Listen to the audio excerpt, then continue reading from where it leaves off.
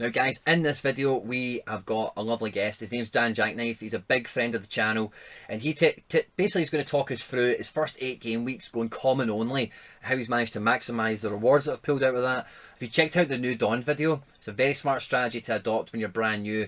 Helps you cut your teeth, helps you learn some tricks, helps you learn the lay of the land, so when you go and you acquire your first bunch of cards you feel much better equipped. But again, if you haven't checked out the new Dawn video to see why, even if you're an existing user and you've been here for a little while, why you need to reconsider your commons if we get the redraft that I think has been promised already. If you're new and you haven't joined SoRare yet, there's links down below. Just like Dan, you can get 500 million to draft like FIFA Ultimate Team style, your 10 common cards that you get for free. If you join without the link, you'll only get 400 million, so you're disadvantaging yourself there.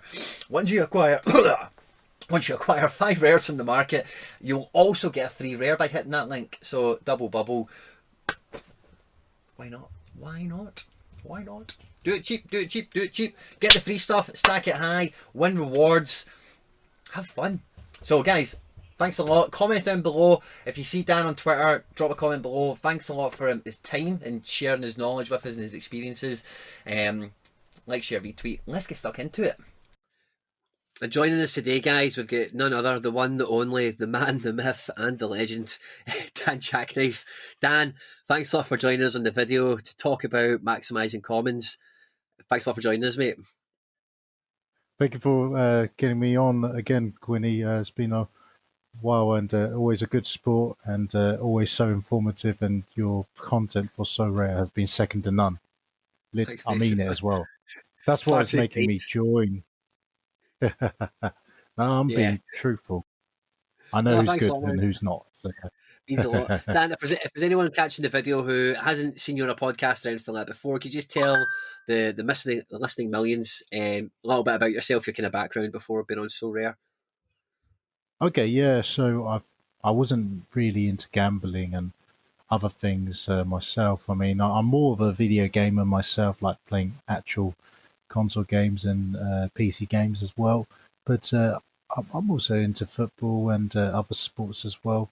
Kind of got my started on Football Index, then onto Footstock, then onto Fan Team, Sports Stack, and now possibly my fifth and won't be my last platform that I'll be joining on to is SoRare. So I joined SoRare. People might think I should have joined it earlier, but I was still taking my time. I got lots of things going on in life, but at least I'm here. Better late than never. I joined about a month ago on 8th of October, and I actually haven't spent any penny because I'm still waiting for my Coinbase account to be reviewed and ready for me to trade some ETHs. But until then, I'm just until then I was restricted to play just rookie tournaments and grinding out. But through grinding out the 8 rookies that I'm allowed to, I managed to get 8 common cards from each of those rookies that I've managed to finish. And not quite in the podium, but I've got 8 free cards, and I'm pretty chuffed about that one. Right. Well, yeah, you've had an absolutely great start, which is why I wanted to get you on the video. We actually lined this up like a good few weeks ago, and ever since then, it's been every tweet I've seen you drop. It's like won another reward, won another reward. It's been absolutely brilliant to see. I'm sure there's probably better people who play better than me when I first joined, but I'm actually limited to only limited amount of resources, so. I just try to maximize as much as possible, to be fair. So, excellent. So, Dan, when it comes to drafting commons, like for myself, when I started on SoRare, you didn't get to draft them; they just generated 10 ones at random for you. But I know from speaking to you when you're opening your account and stuff like that, the first thing that everyone needs to be aware of is you only get 8 game weeks of access to the Rookie League, where the commons are basically their most powerful. Now. When people are joining on, I'm sure Dan will explain this in much better terms for us. But when you are starting out, I urge every user that I'm in direct contact with, take your time. The great thing about SoRare is there's not really a great rush to the well to go and get all the cards you want, because the way the circulation is controlled and a few other factors we're not going to quite go into a lot of detail on in this video today is there's always another card tomorrow. There's always that chance to buy off that manager again at another point, or there'll be another auction around the corner, IPO for a fresh one. Always best taking your time, feeling the lay of the land, and getting a handle with it all. And Dan, so what happens is if you join SoRare now, you'll get 400 million to draft your commons.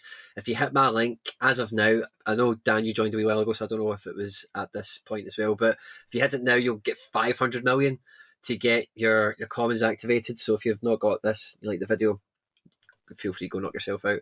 But Dan, when you drafted your commons, what was your kind of approach to maximising those initial 8 game weeks for your commons?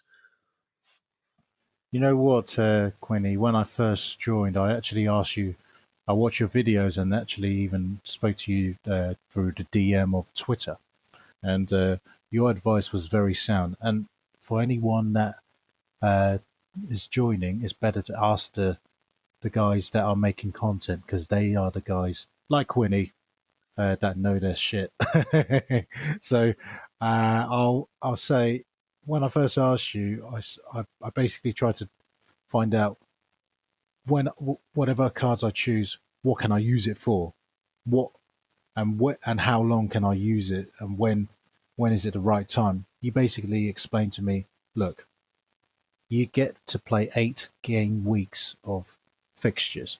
Choose the cards that can play at least 8 game weeks of fixture, or their teams that are within there. Of course, COVID can kind of, with this current unprecedented time, is making everything going bonkers left, right, and centre. So, yeah, I basically chose when I chose chose the cards on the 8th of October. I chose the 10 mainly from the MLS, the US League, and also the Japanese League, the J League 1. Now those 2 leagues have continuing games throughout the 8 game weeks from the period from October the 8th up to now. Whereas like the other European leagues had international break and for about at least 2 weeks, and that's not really good for me. And to be honest with you, it's also good to not be so instilled on the European leagues, because we're a European-based country and region. It's probably better to choose cards that no one knows about, and just do your own little research on, because you can get some proper gems from the MLS and Japanese League. Forget about the standard. We're not looking at that standard. We're looking to get points. Points on the board, like Mourinho. 1-0 is a win. 3-0 is a win. 3 points, 3 points. They both add the same way. So you just want the best guys for that period who can make you maximize your points. So take note. Choose, if you were joining now, don't choose the Japanese league players or American league players, because it's probably better to choose the European league players 2 weeks time after the international leagues, because of the Champions League and Europa. More fixtures equals more chances of points and more chances of leveling up the cards, which we'll probably cover, wouldn't we? Yeah. Yeah, you're right there, Dan. So once you've picked up your rares, you set yourself into competitions right away. Like you said there, you identified MLS, you identified the J League as being, waters you could fish quite easily. Now, your budget, you had 400 or 500 million. I can't remember how much you'd had at the time. I don't know if you do, but I see you've got 2 goalkeepers in here, and then you've got quite a good spread of defence, midfield, and forward. Was that positional spread conscious? Was it 3 goalkeepers you've got? Sorry. I think it's 2. I remember what you told me at the time was concentrate on getting 2 goalkeepers, 2 defenders, 2 mids, and at least 2 forwards. So if you get 2, at least 8 of those are sort of like 8 of them are two goalkeepers, 2 defenders, 2 midfield, 2 forwards. You're kind of covered in terms of who to have at least 2 teams of fixtures. I Yeah, think yeah, in the rookie I can only enter one team anyway. But if for example, these players have a DMP, did not play, uh, if and sometimes SoRare does tell you now, which is quite nice. Unfortunately, sometimes even SoRare can't help you because yeah. this It's so last minute. Or happens with COVID as just well, to get the best which of it. which you which we can't do anything about it. But if you know beforehand, you can chunk those other separate team into the special training to level them up and then use them uh, when they're available to play again. But yeah, so if you can get 8 of those players, like 2 goalkeepers, 2 defenders, 2 mids, and 2 forwards, and then the last 2 cards, you can choose whatever suits your boat, to be fair. I mean, I didn't actually choose any of them that has to be under 23 or the youngsters. I actually chose the ones that play more games regularly, the minutes, because choosing youngsters is good. But for me, at the moment, when you're first starting, you want to rack up the points to help you win some prizes, That's and it. because you have no budget to use, so why not try and maximize what you currently have for free and try and earn the prizes through there? And through doing that, I was exceptionally pleased, even though I didn't uh, ba- bag myself a reward that is a rare card, but I bagged myself 8 common cards through 8 game week of rookie fixtures. I think that's pretty good, if you ask me. I would totally agree. And one thing I'm actually just noticing, Dan, as I'm looking at your rewards, is that you seem to have picked up 3 goalkeepers as rewards. I've not got one ever. You've got 3. One guy's a Challenger Euro, and the other 2 guys are Asian League. I think they're both Korean.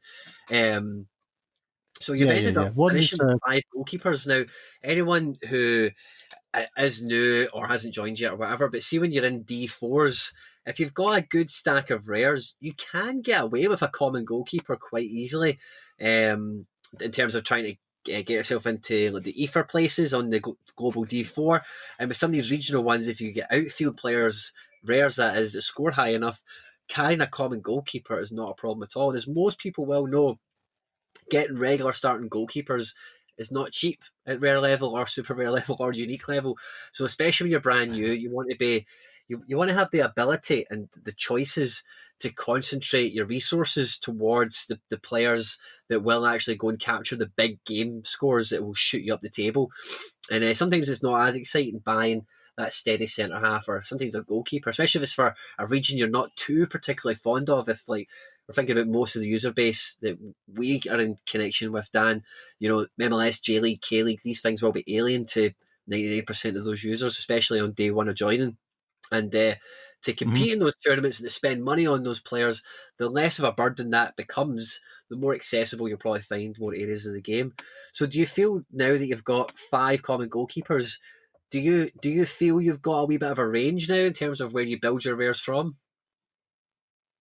I think it makes me have options because sometimes, what if that goalkeeper's injured or their team decides to can the game because of COVID reasons uh, or other things because of fixture uh, uh, be, overload or something. So things like that, it's good to know that you've got options to choose from. Because what if like the Japanese league has finished, and then I can still select someone from the Jupiter League, which is from Belgium, and then or someone from MLS. So yeah, so sometimes having a few goalkeepers at spare comes in handy, and if you happen to have them, and you can always chuck them to get some special training and just level them up. They don't play, level them up, keep leveling up, and then they'd be so powerful that when it comes to putting them in a proper team when they can play, your actual final score might be high enough with just these common cards, and maybe you can claim a rare card as a reward. Job's good, and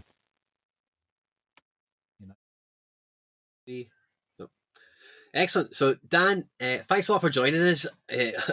I'm pretty confident anyone who happens upon this video who has just got their commons or they're just about to get their commons will definitely have a lot more food for thought and a much better idea of how to get their teeth cut with the comments. So thanks very much for sharing that info with us, Dan. You've done amazing with those comments, so thanks very much again. Thank you. Always a pleasure to have you. And is there anything you would want to leave the listening millions with?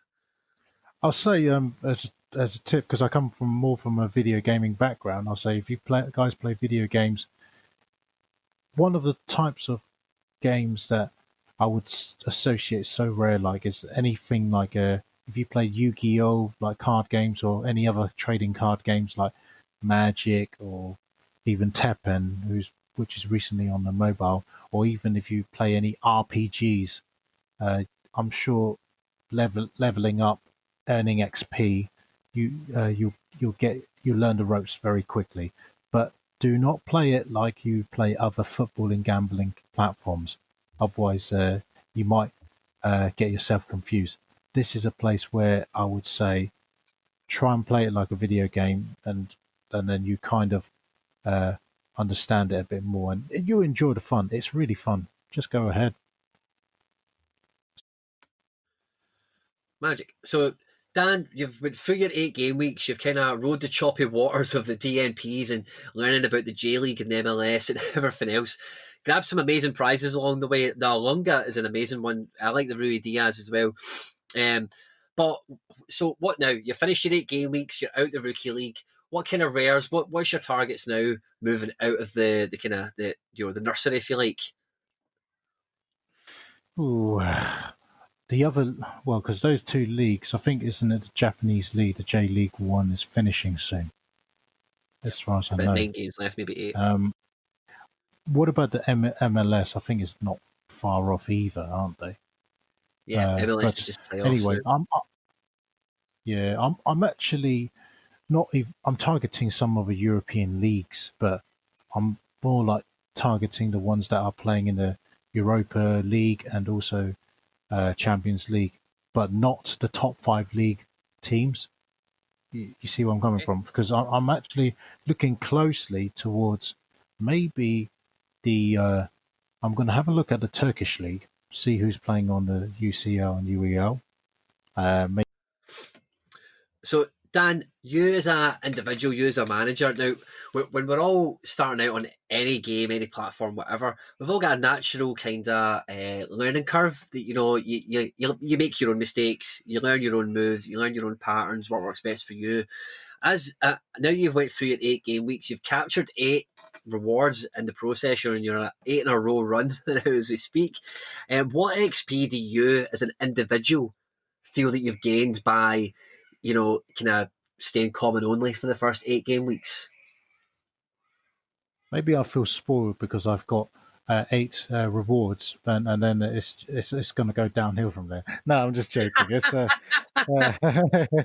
well, probably I wouldn't be able to win the next reward because I don't have a rare card to help me maximize everything. But one thing to make sure everyone that first joins this platform is, look, you're in a rookie league.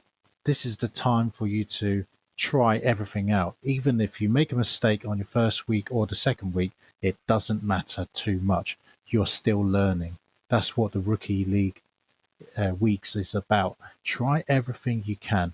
Even if you're like, okay, I don't understand how this DMP works. Try it.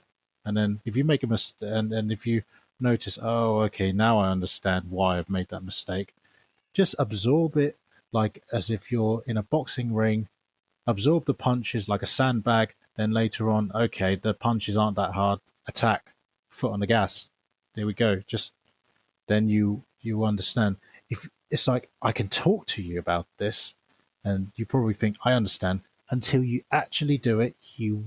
Then you will understand.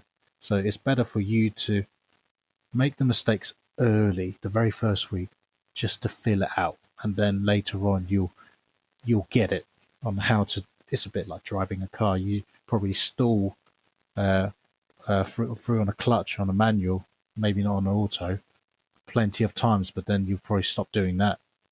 Yeah, you can say that again. You learn that mistake quickly. But so Yeah. obviously, Dan, one of the things that one of the first things people get frustrated by is like the DNPs, and you maybe think, oh, I want a real big winner. I know you said you never quite got podiums on any occasions, but in terms of that, who do you pick? Because you only have 5 selections, and you started off with 10 cards. You've slowly grown to 18. Do you feel that did you get caught by any DNPs? Did you have any of them trip you up? How did your 8 game weeks actually pan out in that sense? The DMP, how do I plan? Well, it's Did it really it's interfere with you? unfortunate. And with the rookies you picked is kind of more what I'm asking. The ones that I've picked, I think I got stung a few times with mainly I had a couple of young Japanese players who are under 23 for the J League One that I try to put. And for some of them, one of them managed to come off the bench and score. That was Kaori.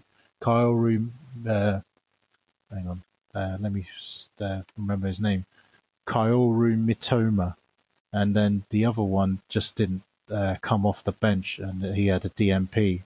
Was Kyoga Furuhashi. And yeah, I would say sometimes it's always good to invest on under 23. Don't get me wrong, but sometimes, particularly in this current climate, I feel like teams are more trustworthy on their senior players, like 25 plus years old players, because they're just more. They just know that the stakes on the line, and they would keep playing them for the minutes. So sometimes it's always good to be prepared on some of the leagues. You might have to look into their stats on various websites, the J League official website, whatever the league website is. Just look at their official site and then search for the player's name and see how many minutes they've been contributing. The best one I found was actually transfermarkt.co.uk, because it tells you how much they're worth in the market. Transfermarkt. So it's like transfer and then I know. mark. It's transfer market, yeah. but there's no E at the end. It's just marked. Yeah. Transfer mark. It's like, yeah. I don't know if it's done it like a Swiss type of spelling or something, but yeah.